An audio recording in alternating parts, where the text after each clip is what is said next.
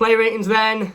Everton 0, West Ham United 1. Poor performance by Everton today. There's no hiding that. There's no getting away from that. First home defeat under Rafa Benitez in the Premier League. But it was a poor performance today. Granted, we still had Dominic Calvert-Lewin and Richarlison out, and we know the importance that those two players have to this Everton side. But there's still no taking away from the fact that we should have been an awful lot better today. We played a West Ham team who were well drilled, well set up, decent side, but they're not anything special. I'm not leaving going, oh my God, that West Ham team are going to challenge for the Champions League this year. They're just all right, and we just couldn't keep up with that. Let's get into it then. Jordan Pickford. I'm going to give Jordan a 6.5 today. He didn't have an awful lot to do, to be fair. West Ham, for as much as they controlled the ball and controlled the tempo of the game, he didn't have an awful lot of shots. In fact, no, do you know what? I'll give him a 7 because he made a really, really good save to deny Jarrod Bowen at the end of the game, at the end of the second half, which would have made the game 2-0, and they'd have run away with it. I think he's questionable for the goal, to be honest. I think he should be coming out and demanding that. It's very close to him, his line. And it's a ball that I think if he comes out and uses his body and punches it away, he's either going to punch it away successfully or he's going to get it and brought down. And if he gets it and brought down, we win a foul anyway by proxy. So I just think he should have been a little bit more demanding in that area. For that goal. I think his distribution today was off by any stretch of the imagination. Anybody that knows Jordan Pickford, anybody that watches Jordan Pickford will know that isn't his usual self. He's not pinging balls out to play every single game. Usually it's to feet. Today it wasn't quite like that. And as I say, albeit he didn't have an awful lot to do, I just think the bits that he did today, he could have done better. And as I said, I think his save to the right Jarrod Bowen at the end has boosted the score a little bit, but not as great performance in a blue shirt. And not his worst. He wasn't awful, but I just think, again, he could have done a little bit better. So Jordan's getting a 7. Luca Digne then on the left-hand side. I'm going to give Luca Digne a 6.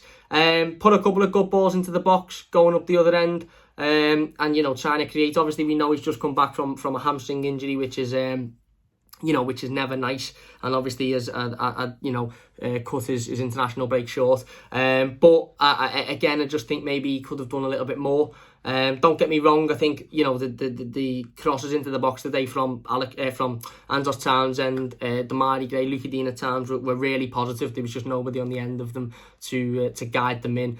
And again, a couple of defensive duties that he had to do, he done relatively well. I just thought he was all right today. But again, some of his passes, some of his movement, some of his his play was, you just expect a little bit better from him. So I'm going to give Luca Digne a 6 today. Michael Keane, I'm going to give Michael Keane an 8, to be honest. I thought Michael Keane had a really, really good game. Some people might disagree. Some people might have watched a different game to me, but I actually thought Michael Keane was very, very solid. I thought he was the best in an Everton shirt for the entire 90 minutes. Certainly in that first half, when we were getting absolutely bombarded with shots, and West Ham were getting forward and creating shots left, right and centre, and trying to get beyond us. I think Michael Keane done really well on a number of times to clear the ball, got in front of one which he blocked brilliantly, which would have almost certainly been a goal. I think aerially, when he had to get up and jump, he done that well as well. I think he had a good game today. There was moments, he had moments as he does where, he's sort of a bit panicky and you maybe sort of expect him better, or he doesn't win the header when he should win it. But I think for the majority of the game, he put in a really, really solid performance today, Michael Keane. And I think if you're going to sit and criticise Michael Keane, you're being very picky, because I thought he was the best in an Everton shirt today if you're talking about the squad as a whole. So Michael Keane's getting an 8. Ben Godfrey, I'm going to give Ben a 7. I think he done okay. Again, first game back at centre-half since obviously his being out with COVID and stuff, come back into the squad and played right back for the majority of the last few weeks with Seamus Coleman's absence. And I thought he done okay today at centre-half. Again, a couple of challenges that he had to make, that he made, a couple of aerial balls that he had to deal with, he dealt with. I think the pair of them found it hard to deal with Mikel Antonio, but as a partnership, they done relatively well. Don't get me wrong, he got the best of them a couple of times, but, the other ended up, I suppose, closing that space and helping him out. I do think that if Yerry Mina was on the pitch, Mikel Antonio would have walked off without even needing a shower, because I think Yerry Mina would have held him all game. But, that again, that's an if. But what if, hindsight, all that sort of nonsense. So, yeah, I thought Ben was okay today, done what he needed to do. You'd expect him to. Again, a couple of moments where he was a bit shaky, but for the majority of it, I thought he was okay. So Ben's getting a 7. Seamus Coleman back in on the right-hand side then, at right back. I'm going to give Seamus a 6.5 today. Again, not his worst performance. A couple of times when he got down that right-hand side and he put a couple of really good balls into the box. I thought he attacked well today, Seamus Coleman. There was a couple of times when he got caught on the right-hand side for pace and for energy, as you would expect with a player like Seamus, his age, and obviously only just coming back from his injury. That isn't a massive surprise. But overall, I thought he'd done okay. Again, as I said, there was a couple of chances that he created, a couple of balls he put in the box himself that were just not attacked by any of the the forward central players. And yeah, look, it was his first game back from injury.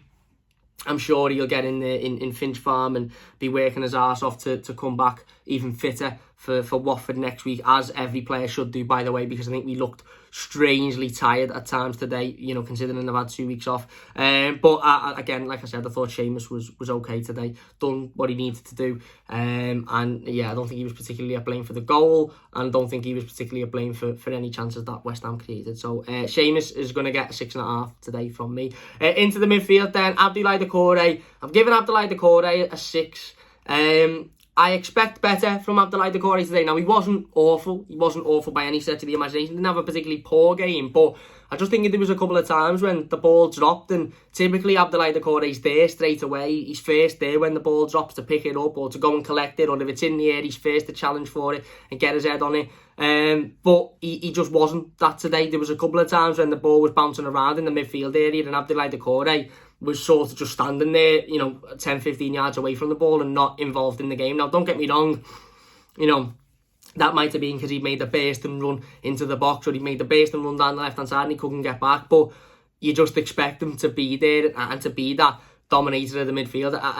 It's an old saying in football, and it's used for pretty much every game, and it's that, midfield win games. If your midfield, can dominate the opposition midfield, then your likelihood of winning the game is increased drastically. And I think Declan Rice and West Ham's midfield got the better of Alan and Abdoulaye Doucouré today. I did. And, that's unlike Doucouré. Typically, he doesn't have a problem with dealing with other midfielders. But I think today, whether it was because he was trying to exert himself more going forward, because we didn't have much going forward, I don't know. But I just think he left himself a little bit exposed a couple of times. And again, there was a couple of times where he was sort of just standing watching. So he's getting a 6. Wasn't awful, but wasn't his best game. Alan, I'm going to give Alan a 6 as well. Again, I think very similarly. Won the ball back a couple of times really well, as you'd expect him to do. But again, it was almost a sense of, when he picked the ball up, it was like, well, let's get it back. Let's sort of, either pass it alongside them or pass it backwards to the defence. We saw the side of Everton that we used to see him, but we don't want to see, which is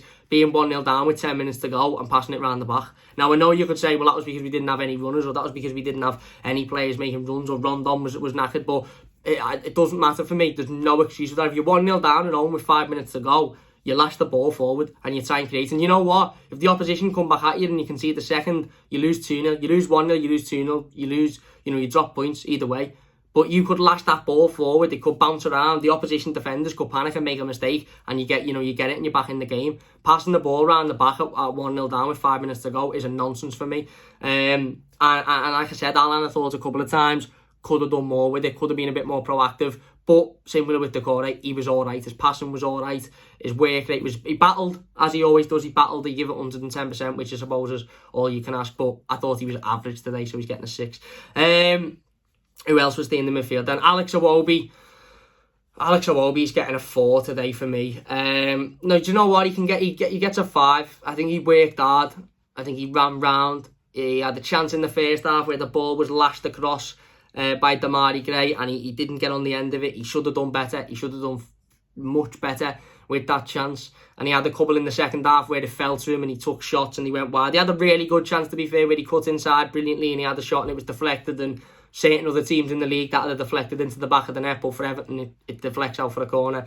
But I just don't think he done enough today, and I think that's pretty much the story of Alex Iwobi's Everton career. He just doesn't do enough. And that's worrying when you've got a player that we spent that much money on and that has had a lot of opportunities and a lot of trust put in him by the manager. It was a controversial decision to start Alex Iwobi, I felt today, because I felt Anthony Gordon should have started. Felt he did nothing wrong against Man United. He had a really good game. He got forward. He created chances, and I felt he was unlucky not to start. But on the other side, I thought, do you know what? This is a chance for Alex Iwobi now to go out and show us why.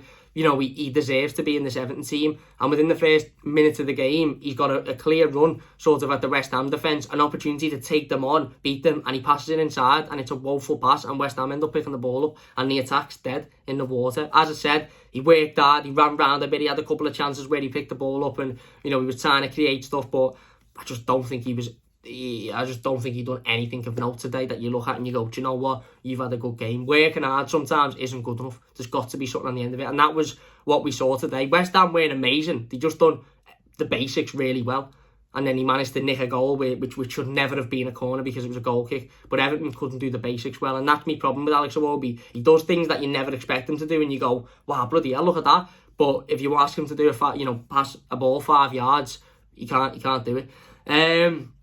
Demarai Gray on the left-hand side. I'm going to give Demarai Gray a 7.5 today. I thought he worked tremendously hard, as he always does. Thought there was 2 or 3 really, really good crosses that he put into the box that were unlucky, as I said in the instant match reaction, to not be converted into goals. I think if we had Dominic Calvert-Lewin and Richarlison on the end of them, they would have almost certainly been converted into goals. But, we didn't have them on the pitch. He beat his man a couple of times really well, created chances, done everything that we need him to do, really. So, again, he's getting a 7.5. I thought he worked really, really hard. Andrew Townsend on the other side, I'm going to give him a 7.5 as well. I thought it very similarly to Demarai Gray. Worked hard, got forward, cut inside on a number of occasions and played 2, 3, 4 really good crosses into the box. But unfortunately, there was just nobody there to get on the end of them. There was nobody there to attack them. And defensively, he worked really hard today, Andrew Townsend. It wasn't his best game by any stretch of the imagination, but defensively, he had to work really, really hard because West Ham controlled the possession and effectively were getting forward a lot more than Everton were. And then Solomon Rondon, look, Solomon Rondon gets a 3 today, and he's very lucky to get a 3, to be perfectly honest with you. I don't just want to go at a player for the sake of it. I don't just want to sit here and have a go at one player and say it's all on you, because it's not. We were awful today. Not just Solomon Rondon. The majority of the team weren't up to scratch whatsoever. The tactics from the manager, I thought, why he waits until we're 1-0 down to make a change is beyond me. I've been very, very positive about Rafa Benitez's tactics over the last few weeks, but today he got it wrong. He simply got it wrong with the substitutes. I think the lineup, there's an argument he got it wrong, and the overall tactics of the game, we looked non-existent in the game for large parts. No ideas, void of any quality. And that's ultimately, as I said before, that's why the players are passing it around the back with 5 minutes to go, because there's no idea, there's no thought process of, right, I'm going to lump it to him and he's going to come round. There's just no ideas, and that obviously comes from the manager. But yeah, as I said, I'm not going to sit here and have a massive go at Solomon Rondon, but the reality of the situation is he isn't good enough to lead Everton's line. He's certainly not good enough to lead the line of a team that will be trying to fight for a position in Europe or fight for a position at the top end of the table this season. I know, again, obviously he's coming with the assumption that he'll be a backup to Dominic Calvert-Lewin and that he won't play as much as he already has done, but there's a reason for that. There's a reason as to why he's come in the role that he's come in for, and that's because he's never going to be good enough to fill in the role of a starting striker, and he's had to do that in recent weeks. And he works hard and he puts himself about, but he just isn't good enough for me. He had a couple of chances which, again, you could say were unlucky, but we just need Dominic Calvert-Lewin and Richarlison back ASAP, in my opinion. And yeah, that again, it might be a case of Solomon Rondon just isn't fit enough yet, but I just think his overall play, hold-up play, he didn't really do much. And as I said before, there was 4 or 5 crosses into the box that, even if Solomon Rondon wasn't fit or wasn't a great technical player, you would expect the striker to be there to put them away, and he wasn't.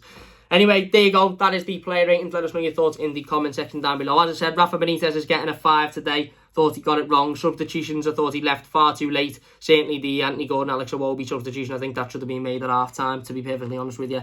And yeah, I get that we haven't got much on the bench. I get that the squad isn't particularly great at the moment, but I just feel we should be doing better. Certainly after a couple of weeks break in the international break. So there you go. Let us know your thoughts in the comment section down below. Don't forget to check out the instant match reaction if you haven't already. Leave a like on this one if you've enjoyed it. Subscribe if you're new, and we'll see you soon on the Mighty Blues. See you after.